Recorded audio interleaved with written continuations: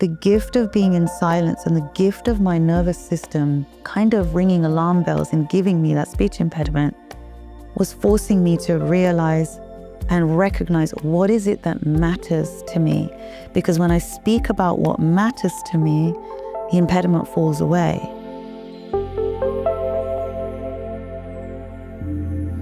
Welcome to Impact the World, and welcome to today's conversation with Radhika Vekaria. I loved this conversation with Radhika, and her recent album Warriors of Light was Grammy-nominated in the Best New Age Album category.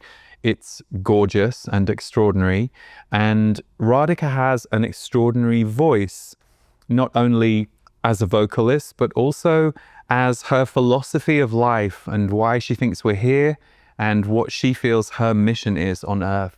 So it was a real joy to get to speak to her about both her journey, but also the journey we all go through with our own voice and the power of our voice. And I think you'll enjoy many of the things that Radhika shares. So you can find all of Radhika's music and work at her website, radhikavekaria.com. I highly recommend Warriors of Light. And for now, I hope you enjoy this conversation that we got to have.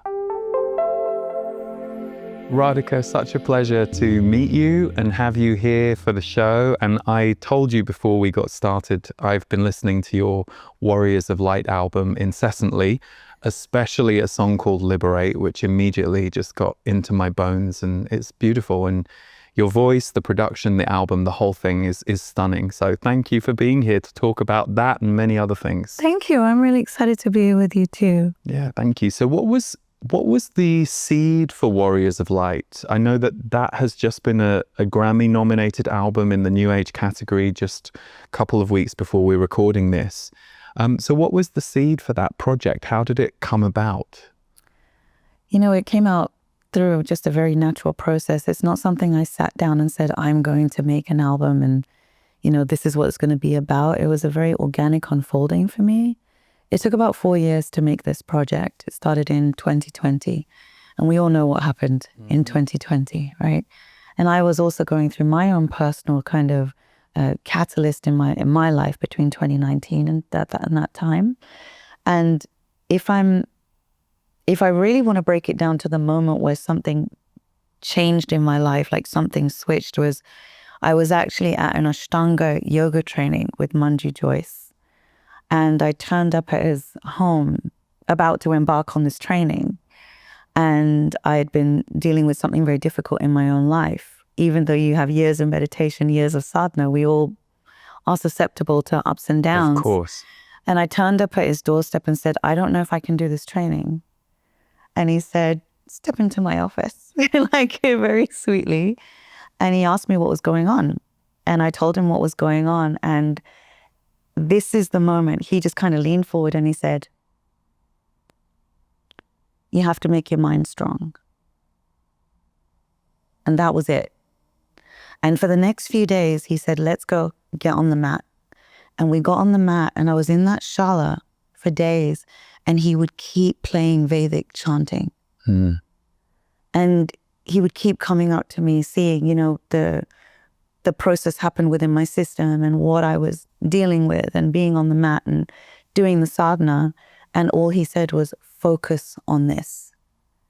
And I believe that was the beginning of Warriors of Light for me, because he said, you have to get your mind strong. And that's really the center of the album, is, you know, basically taking these mantras and sounds that I imbibed and I lived by. They're visceral experiences for me, and they helped me so much, and they helped me be strong through a personal experience. And that's really what the album is built on.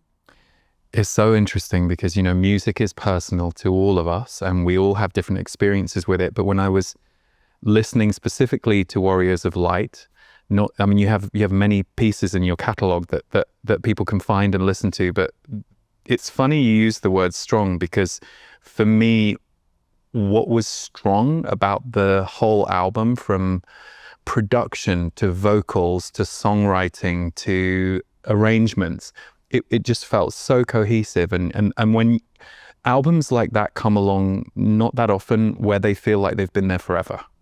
And you can't really see how it was made because there aren't really cracks in the construction. And I'm talking about that as someone who's involved in making music, but it has this robust, very multi-layered energy to it. And so hearing you talk about that makes sense to me a bit more. But can I ask you to talk about the song Liberate?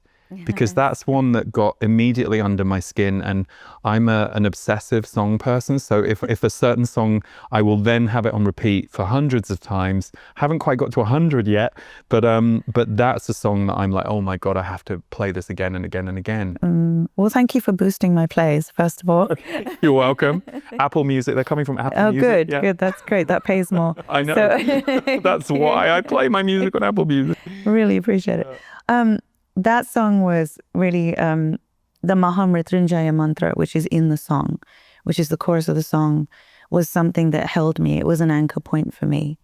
Any time where I felt like I was bending a little too far in the wind of my mind, I would chant that mantra and it would bring me back. And at the same time, the world was going through what it was going through. And I sat on the piano and I remember just sitting on the piano and playing a melody. And the first line is, "Are you there?" Because I think at that time, many of us were questioning what we believe in. I know I have. We all do. Anyone who's on the conscious spiritual path, I think they'd be lying if they said they didn't falter or waver or have doubt or many questions. And I think we were at a time where we were questioning everything that we thought was real. And there was a mirror inside of myself going on that was it was reflecting what was going on in the world. And there are lines in that songs, that says, "Are you there in the corners of the darkness? Do you hear the cries amongst a billion souls I feel?" Because I've always been a very, very deep feeling person. And sometimes the wave of energy that comes through, I know it's not just got to do with me. I'm feeling something far greater. Yeah. And that's literally what I felt in my body and my system. And that's how the song came, because I think that any angst that we feel collectively, individually, is because we're seeking something and not listening. We're not listening to the need to answer that question. The question's there, but we're not brave enough to go there. And it's burdensome. We're burdened by that which we want to know, but we dare not go to. So that's why the song's called Liberate, because you want to free yourself. I want to free myself of this question, but I have to ask the question and be brave enough to go there. And the Mahamrityunjaya mantra makes us brave. It's actually from the Rig Veda, and it's a mantra that actually helps us face death. That's what it is. And whenever there's any fear of venturing in a certain direction, it's because we're fearing the end of something. And so that's why it was just natural. It's not something I sat down and went, oh, well, this mantra is cool and I want to write about this and I'm going to just put it together. It was a very lived experience for me. That song was very easy to write because it came from something very deep and painful. I think that's the place where the most natural is, when you just allow the feelings and the emotions and you're seeking to express itself. You don't have to have the answer, but you need your seeking to express itself. And then whatever is meant to come will come. And it's interesting you say that, because my own experience as a songwriter, it's always the songs that are written in 10 minutes that are the ones that you like, where did that come from? You're not very involved. They tend to have the most resonance. But what I relate to listening to you talk about Liberate is why that song immediately called to me is I felt like your vocal in that song and the song itself, but your vocal finds its way inside the emotional body very quickly. And that's what we get. It's like, oh, this is some kind of emotional activation, healing. And so that's interesting that, that now hearing you explain a little bit about the genesis of how it landed here on earth through you, it makes sense to me, because I do think go and listen to not only the whole album, but go and listen to the song Liberate, and I think you'll know what we're talking about if you haven't heard it already. Well, it's a yearning to come home. Our soul, is here for a little bit of time in whatever incarnation it is. And in, the Vedic system, we believe we come back again and again and again. It's a real delight. But really, we're seeking to go home. And going home means many things to me. It means going home to the source, going home to truth, going home to your own internal kingdom. So that, again, it's that when we don't listen to that is when the pain comes. So the song really is wanting to break out of this prison. That's what it feels like to me when I listen to it. And if you listen to the counter melodies at the end, it says, hear my call, let me fall. I know you're there. It's like, bring me home. You know what I mean? And that's everything to me. And for me, you can only go there if you are completely free, because it's only when you're free of this body and you're free of everything that you're actually liberated to return to where you come from. True. So speaking of your voice as one aspect of the way you express yourself in the world and the way you create and the way you offer, I was fascinated to learn that you have this extraordinary voice, and yet that your journey with your voice has been that historically you had a speech impediment and had to overcome that. I found that fascinating and brilliant and not surprising in some ways. But yeah, can you share a little bit about that? Yes, I had an incredibly bad speech impediment growing up. It was a stammer. Okay. And there were times in my life where I couldn't even say my name. And that makes it very, very hard, especially being in school. Yeah. So, it's like I had to fight for my voice. I had so many thoughts and so many things that I wanted to express when I was younger, into my adulthood. Actually, it lasted a long time. And, it's been in a way a tough thing to have, but it's been the greatest gift of my life, because it forced me to be in silence a lot. But the place where I had the freedom was when I sang. So I could sing for days, but to speak was not easy for me. So for many, many years of my life, I had to think that one day when I do get the opportunity to speak, what is it I would say? Because I don't take it for granted that I can now. And I still live with it, to be honest. The mantra, the practices, the pranayama, all of this sadhana helps me because it has a profound effect on your nervous system. And that's one of the reasons I'm so passionate about bringing mantra and Sanskrit and these ancient languages to this modern era is because it's not something that I read in a book that would be effective. I've actually experienced its effect on my ability to be able to speak and articulate. And that's why I'm so passionate about it. I will never sing or speak about anything that I have not had firsthand experience myself. There's too much of that going on. Yeah, it's true. And so I had this experience, and I noticed that when I went back into mantra and the study of these chants and these shlokas and scriptures, is when I realized the cadence of my voice and everything began to smooth out. It's also because I love it. And I think that the gift of being in silence and the gift of my nervous system kind of ringing alarm bells and giving me that speech impediment was forcing me to realize and recognize what is it that matters to me. Because when I speak about what matters to me, the impediment falls away. So it's almost like it was an indicator for me. So anytime I would steer, even now, if I'm having conversations of a certain kind and if I'm steered away from that which I care about, it might actually come back for me. So it's like, I see it as a tough love friend now, but the sadhana, the sounds had such a beautiful effect. And also I was singing mantras and picking up shlokas when I was, even before I could speak English, when I was little. Because I grew up with an Indian family. So we had traditions and rituals and things like that. And I would just pick them up like this. And so I'm really returning to that innocent state. And so for me, mantra and all of these sounds, I feel innocent. Like it takes me back to that childlike state. And I think when you're in that childlike state, you're really free. And of course, your nervous system relaxes, right? And so then the impediment is dissolved. Beautiful. We'll be right back to the conversation in just a moment, so stay tuned. Embody your unique gifts as a healer. I think for all of us, this is a next level time on earth, and therefore that means it's time for the healers of the world to go to the next level in their own ways of being and their ways of serving. Next Level Healer with Lee Harris. Whether you are a seasoned practitioner or just beginning, join us for channeled guidance, powerful teaching, community engagement, and supportive worksheets, and allow your gifts to bring change, healing, and elevation to the lives of others.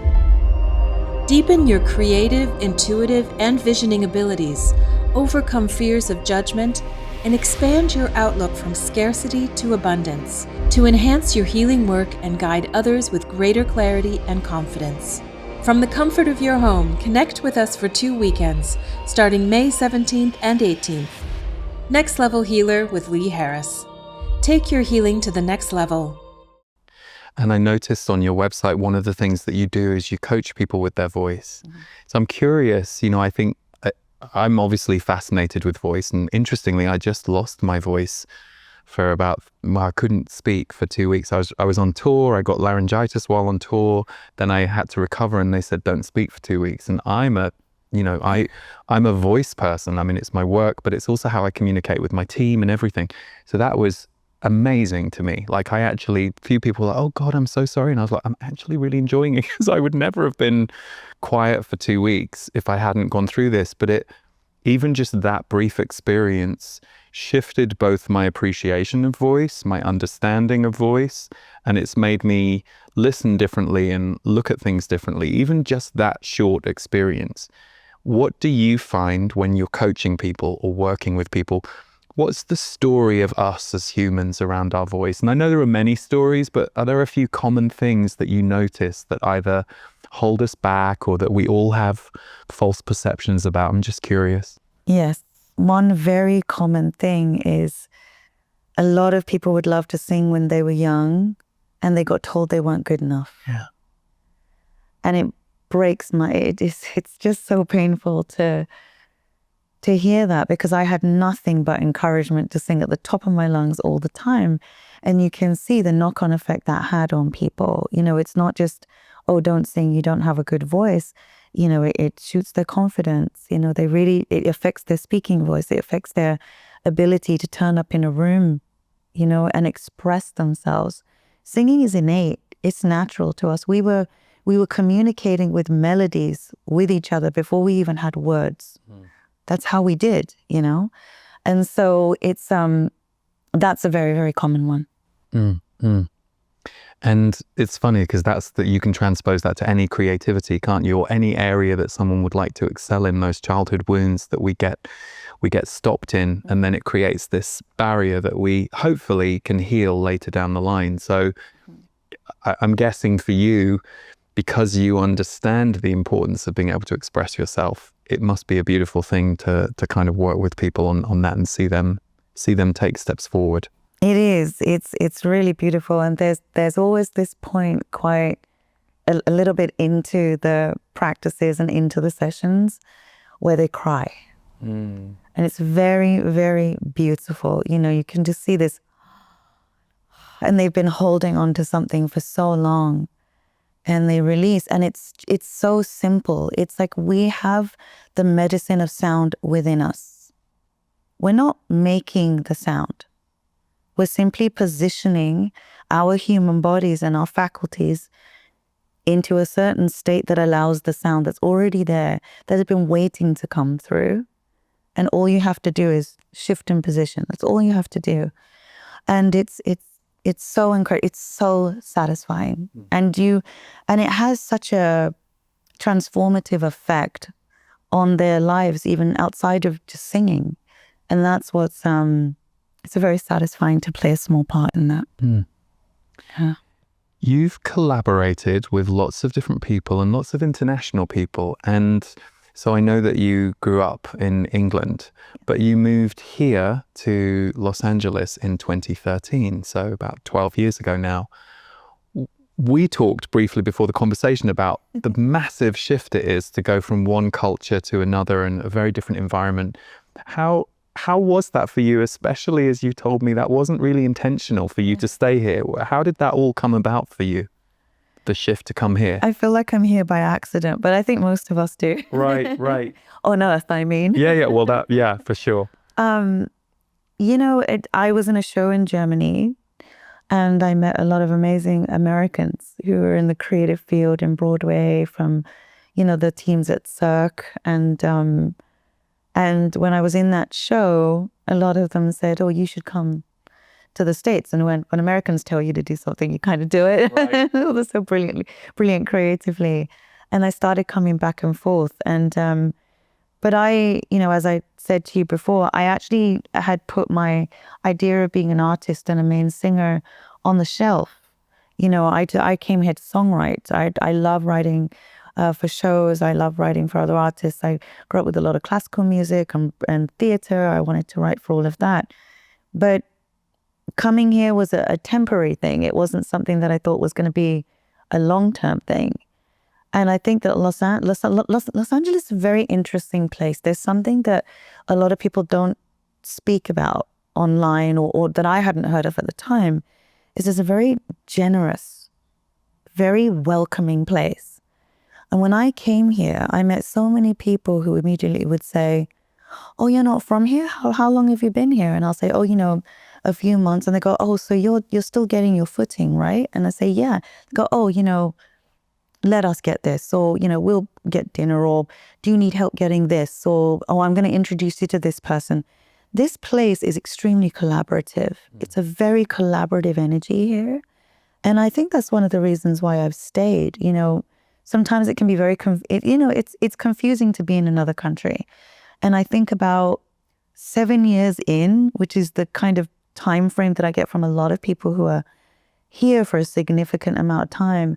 At about 7 years, there's something that just kind of shifts. Yeah. It takes a while, and you're no longer from your home country, but you're not fully from here. And then you're kind of in this bit of a no man's land. But for me, that actually feels good, because I've always felt like I'm in a no man's land since I was born.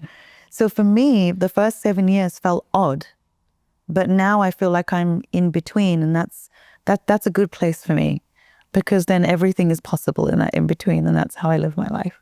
I'm laughing in recognition because I love the way you've described it. I go back. I have a big family in England, and I go back as often as I can, and usually at least a few times a year. But I had this awareness on a trip. I think it was either this last trip or the one before, where I thought, "Oh, I love coming back to England now. And I no longer am like typical British." I don't know if I ever was typical British, and I always felt a little bit of an outsider.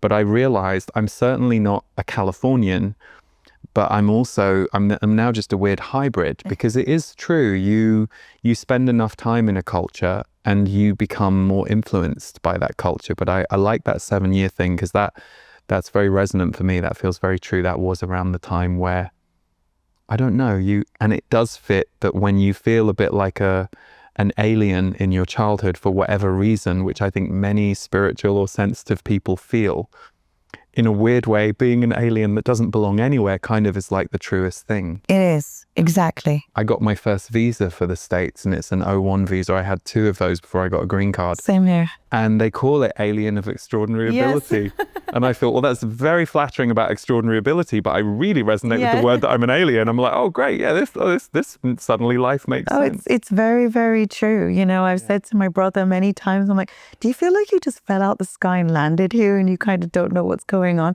I've always felt that way, so it's home to be in this kind of abyss of non kind of, not commitment, but being identified to a place has always felt very odd to me. Being identified to a culture is very odd to me, always has been. My family is from India and East Africa. I'm British, and now I'm here. So I've always felt like a hybrid, and then yet none of those things. Yeah. And it's my happy place. Again, I always go back to this concept of freedom, being free of labels, being free of that has been my kind of safe space. Yeah. Untethered. Yeah, and being free of those labels is one of the, I would say, great challenges and great pioneering acts of our time, because as we know, there are so many labels that are so constricting and problematic. So, yeah. Well, the soul doesn't have one. Of course the it doesn't. soul doesn't have an identity. No. It only has a purpose. Yeah. Absolutely. Yeah. So talking about your family, I know that your family were a big influence on you with music, and can you share a little bit about the family influences for you? Yeah. My dad was an incredible singer. Incredible singer. And so I grew up in a home with music gatherings many times a week. My parents' friends would come with instruments and sit on the floor after dinner in our small house in the suburbs of London and just playing music, just all the time. I was listening to music while I was in the womb. Music is as old as oxygen to me. It is oxygen to me because it was there. And so my father was a wonderful singer, and he would be singing on the harmonium or the piano, or just listening to Urdu and poetry and all of that. It was just all around me all the time, And my father's family is very musical as well. My mom has a deep appreciation for music. And my brother played piano before I did. So obviously I wanted to do everything that my brother did. And I remember I was 5 years old, and I would sit there while my brother would have piano lessons, and I would be just scrambling to jump on the piano, begging my dad to get me lessons. And the teacher said, as soon as she's 6 years old, then she can start, because the fingers need to form a little more. So I had more training. I've actually had more formal training with piano than I have with voice. Voice has been much more instinctual for me, and just experiential. The voice is experiential for me. But yeah, music has just been, it's just there. It's like the air, it's like the soil. It is life. The moment I came to exist, it was already there. How do your family feel about your recorded works? And, are they enjoying this phase of your work and your career? Well, my dad, I'm sure, is happy. Yeah. And he passed a long time ago. And I think he would be very surprised at the kind of music that I'm doing. But I'm sure we're very happy. And actually the music that I'm making, the way that I sing is very influenced by the music I would listen to with my dad. He would listen to old semi-classical Indian singers, and I didn't realize that now some of the things that I can do, I didn't get trained to do it, but because by just osmosis, by just listening, I could copy and infuse the way that I sing with those influences. So that was very, very, very big for me. My mom is she's such a sprite and a neutral and just unconditionally loving person, that my mom is internally very, very proud. But if I say to her, hey mom, I got nominated for a Grammy, she's, oh, that's nice. I'm like, mom, I crossed the street without being hit. Oh, that's nice. It's like she's she's so proud. But with everybody else, she's of like, course, that's so normal. Yeah, I think so normal. That's so well, and British too, by the way. It's very, my mom's 80 now, so I'm guessing your parents younger in age, but there is something about that. There's a stoic. There is a stoic. Yeah. Oh, good. Well done. And then you'll hear from someone else. Oh, your mom's really proud of you, and you're like, oh, is she? Yeah. That's British as well. My dad, when he passed away, like he was always worried about me doing music. He's like, my daughter is like out late at night, and I'm worried about her. So he never said it to me, but when he passed away at his funeral, so many of his friends came up to me and said, your father was so proud of you. Wow. It's kind of beautiful to discover the way your parent feels about you after they're gone. Yeah. You're still gaining something from them and a blessing. But then my mom did something so hilarious. After I got the nomination, she came to visit me in LA, and if you get a Grammy nomination, you think, you might get flowers, you might get a nice gift. You know what my mother brought me? A pressure cooker. A mini pressure cooker. She's like, well, you need to cook your dal. I'm like, it's the most Indian mother thing you can give to your daughter. That's so sweet. I don't think she thought of it as a present for the Grammy nomination, but I'm like, that is the most Indian thing a mother can give you. That is so sweet. Hilarious. It was very hilarious. Have you used it? So I eat my dal. Very good. Very good. Well, then your mum can rest easy. Yeah. Well, you also need a lot of strength to sing these vibrations. It's true. You need a good, strong diet. Yeah. A lot of people don't talk about this. When you're singing and you're bringing through certain vibrations, the body needs to have that virya. In some of the shlokas, they talk about viryam, which is strength, physical strength. When you're kind of chanting and you're saying, give me the mental fortitude to be able to receive this knowledge, to understand the depths. Give me the physical strength to be able to receive the truth. You need to be physically strong. So a lot of people don't talk about diet when it comes to the spiritual path, or even just singing, bhakti music or sacred music. It's not often talked about, but it is a huge part of that. It's really interesting you bring that up, because I've been doing my work for 21 years now, and I've been speaking, leading workshops, transformational healing workshops, channeling, using my voice the whole time. And I started out in music, but ended up shifting into this work. And then in the last 6 years, we've done lots of albums of the music that we were creating in workshop rooms. But this last year, we've done these tours, and it was the first time that we've done it's a 3.5-hour show with a 30-minute interval, and I'm either speaking or singing the whole time, apart from a couple minutes where people ask me questions. Wow. I went into it thinking, okay, well, how's my voice going to be? And voice is one thing, body is another. And I've always known I have to be strong to do what I do. But boy, oh boy, it was a real wake-up call. And I did get strong, in the last year deliberately. But you're so right, because I've always loved music documentaries. And for example, watching the Celine Dion one, I don't know if you've seen that, but boy, I was scared to watch it because of empathy. And I watched it and I was like, wow. But I now have a very visceral, felt experience of what it is like to have to go out there on a stage and move that through your body and have enough in your body to hold it and to let it through. So it's interesting that I don't know if even as someone who's been singing since I was a kid, I don't think I really understood until the pressure of a tour happens and you're out there on stages and with the unknown. So I now fully relate to what you're saying about looking after yourself, but I have a new awareness just because of experience now. And yes, well, you are an instrument. Yeah. So you have to take care of your instrument. Yeah. You need to make it sharp. You need to make it strong. It needs to play well. We often don't treat our own bodies like we treat the things that we say we love. And even this concept of self-care, I think, is sometimes it's maybe a little incomplete at times, and especially as a singer, your voice box, it's a direct representation of your mental state, everything you put in your body, every sound that you make, that friction that happens to create sound, is born of friction, right? So what is the quality of that fire? What's the quality of the fire? How are you rubbing that together? If you rub two sticks together that are a little wet, it's not going to make that fire, it's not going to make that sound.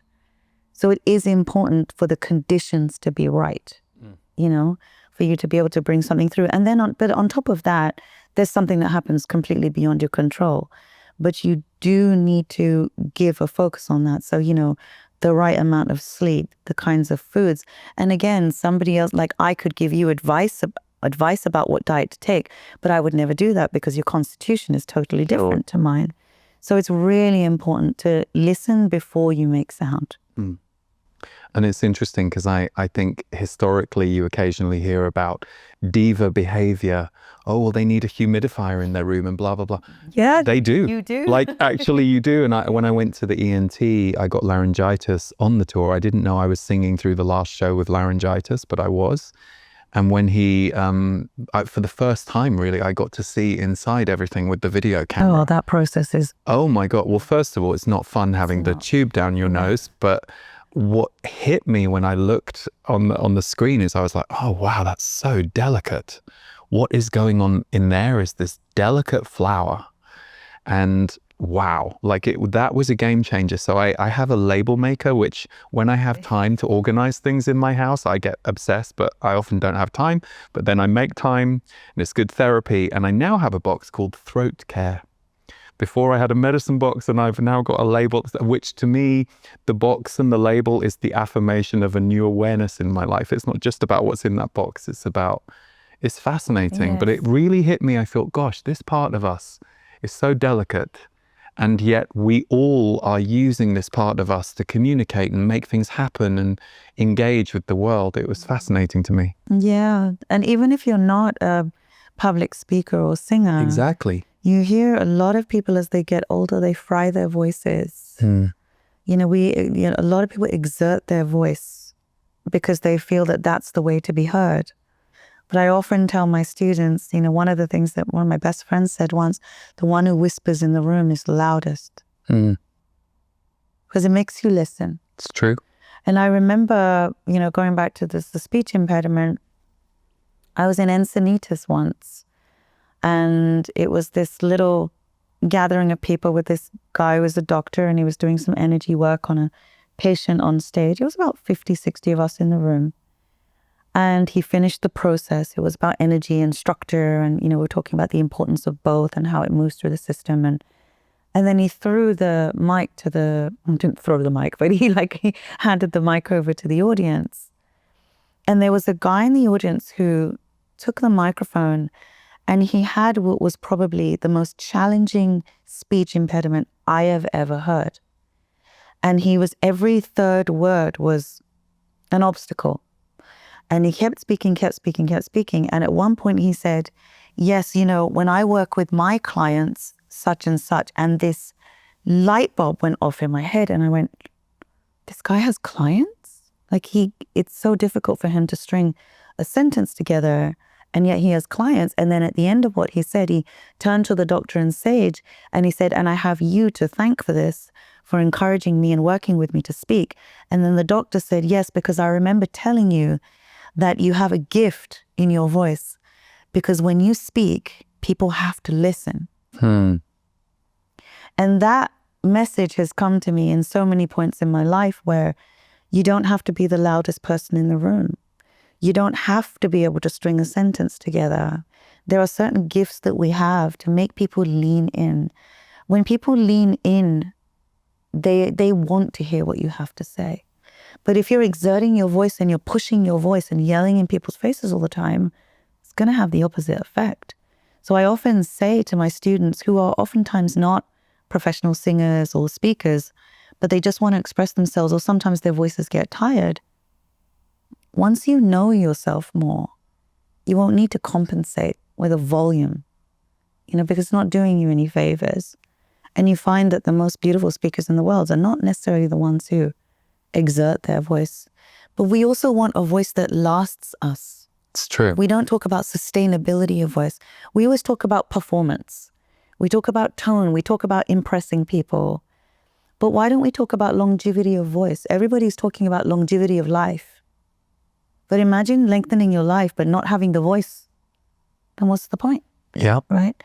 I would rather have a clarified, grounded voice that says something of meaning that connects with people for 5 years than to be stretching my life out for 50 years and have a voice that feels like the last priority. I want to be effective now.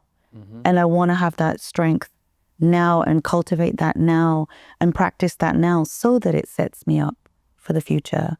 It's a marathon with your voice. It's not a sprint. True. You know? Beautiful. I've heard so many people speak about longevity, but never toward the voice in such a specific way. So it's a really good, it's a good reminder and a good focus.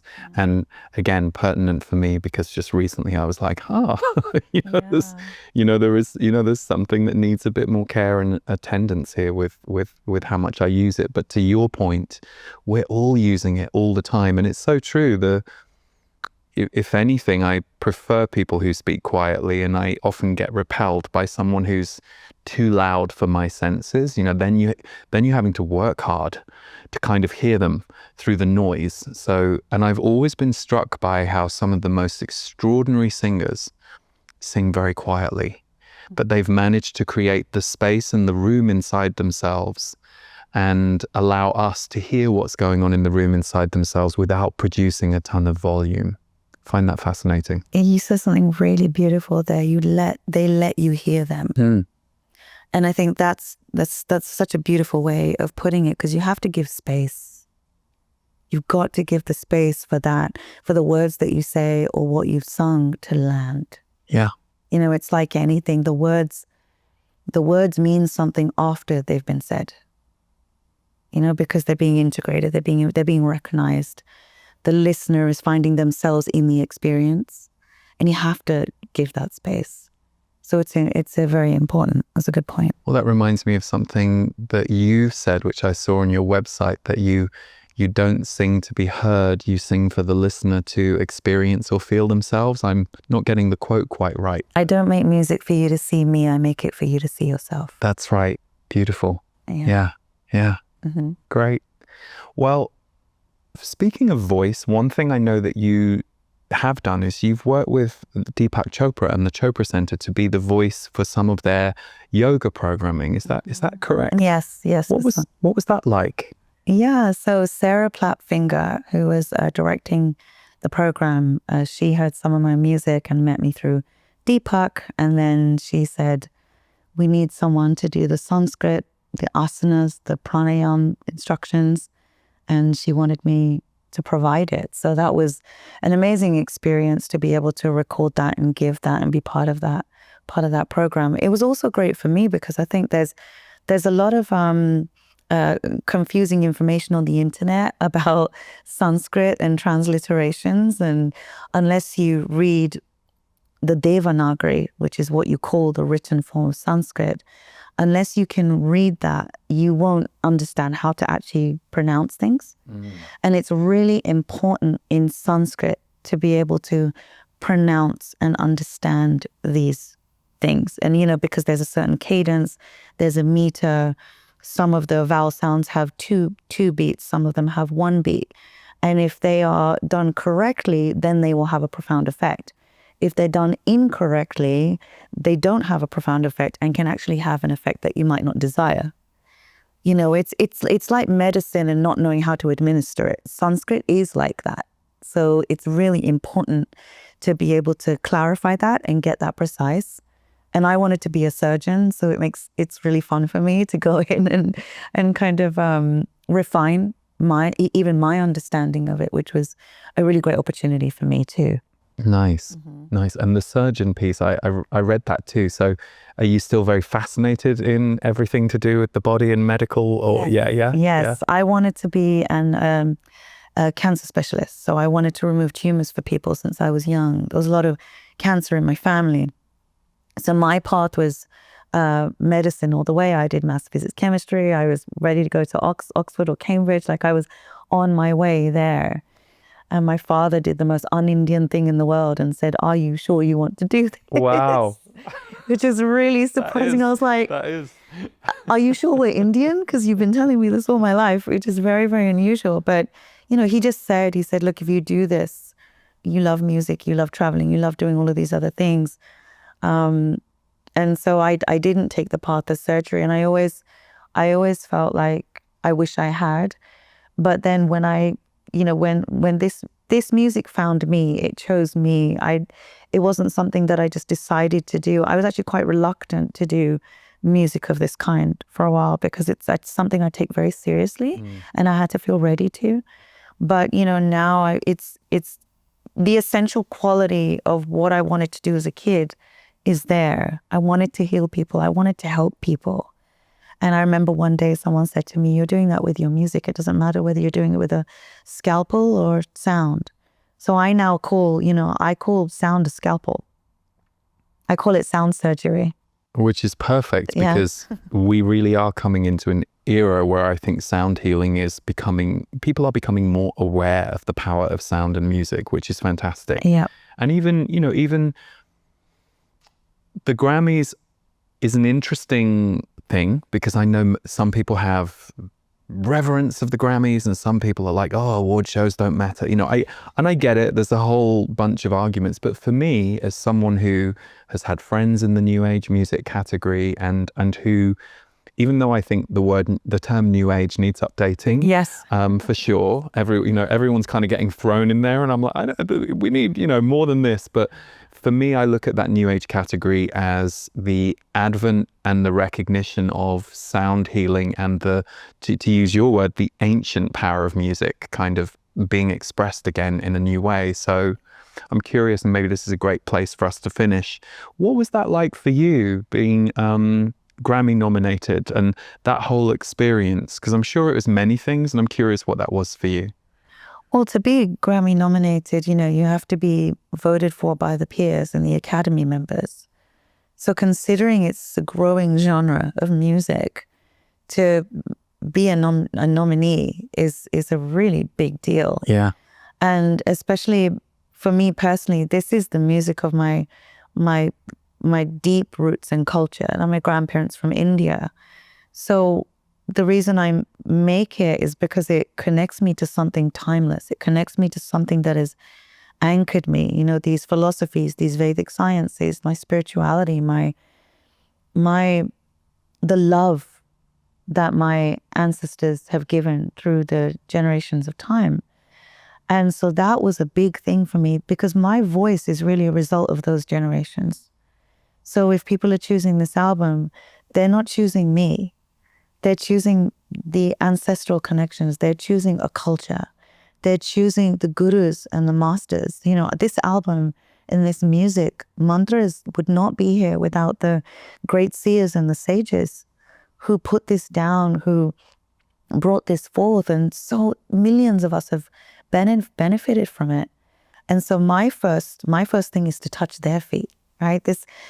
Me making this music is my way of bowing my head. Like I feel it feels emotional for me, because there's no place I'd rather be than to bow my head and touch the feet of those that came before me and gave me everything that I have, So it's such a huge thing that in this time, in 2025, in an industry where so many people have, there's so many things in industries, right? And to have music like this recognized and be voted for by peers from all different kinds of music it's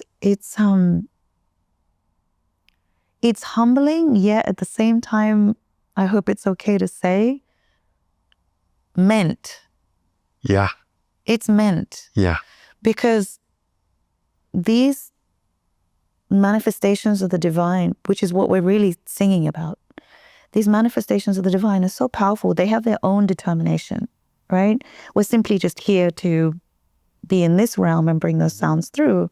And it happens to be in these frequencies that they can be heard. But I'm just playing a role in serving that coming through. Mm-hmm. And so when an industry is responding to that, it tells me that the collective consciousness is expanding in a way that it can begin to recognize emotionally, or in whichever way it needs to be. It's tapping in. It's being allowed to receive, because you can put something in someone's face, or you can present something to someone and say, this is what it is. But if they're closed, they're not going to hear it.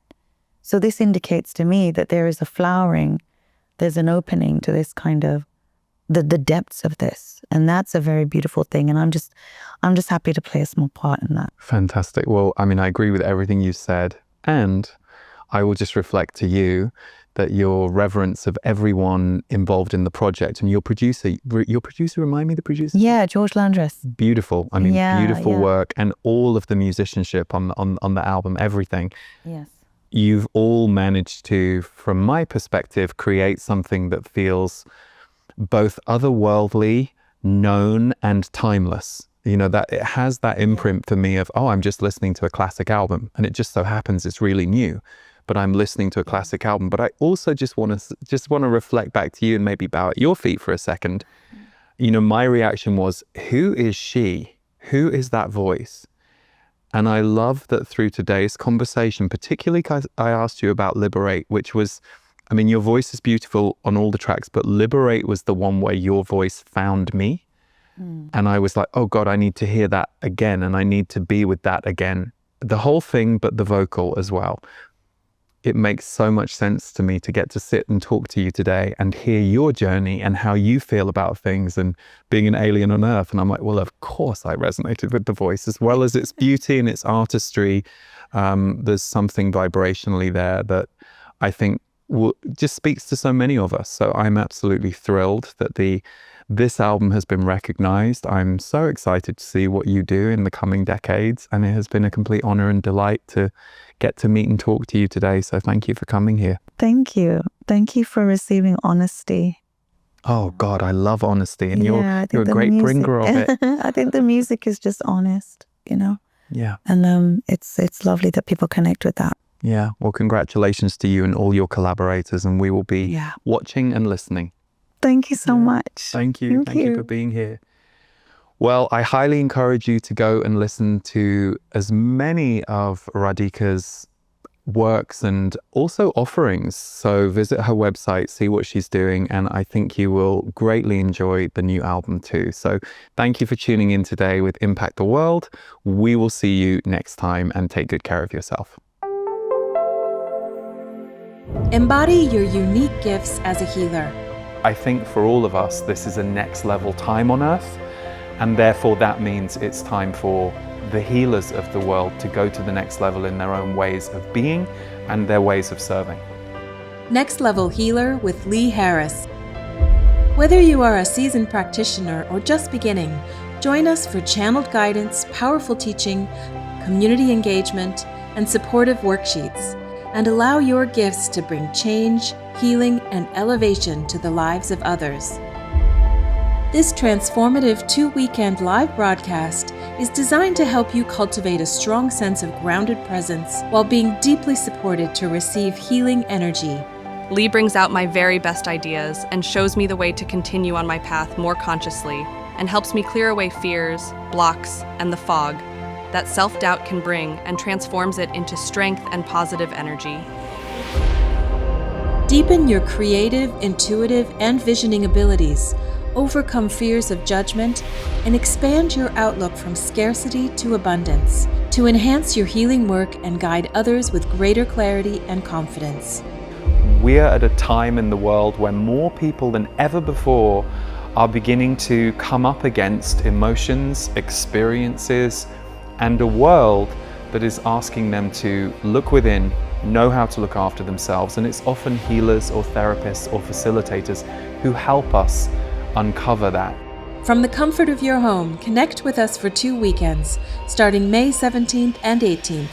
There has never been a time when healers are more needed. Take your healing to the next level. Next Level Healer with Lee Harris.